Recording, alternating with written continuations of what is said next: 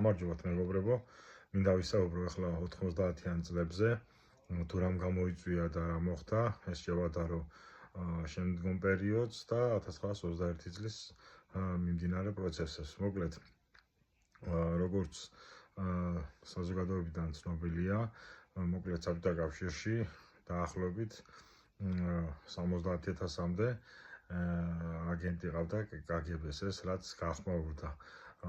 როდესაც საბჭოთა კავშირი დაიშალა, სანამ დაიშლებოდა,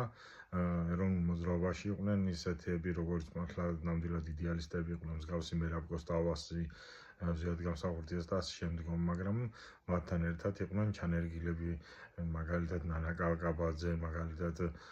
ბორის კაკუბავა და ასე შემდგომ, უამრავია სახელი მათი და როდესაც საქართველოს დამოუკიდებლობა მოიპოვა და ისე არ განვითარდა, რაც როგორც რუსეთს უნდოდა, ამუშავა რუსეთმა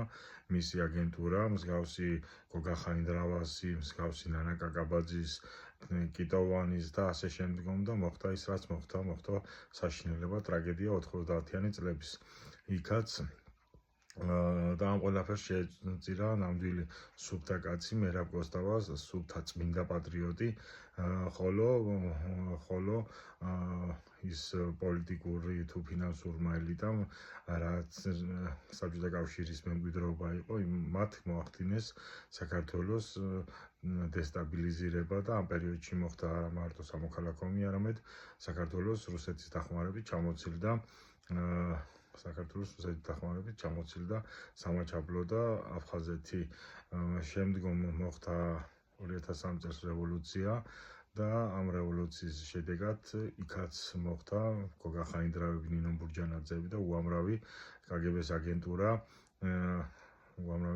აგენტურა მოხდა ამ რევოლუციის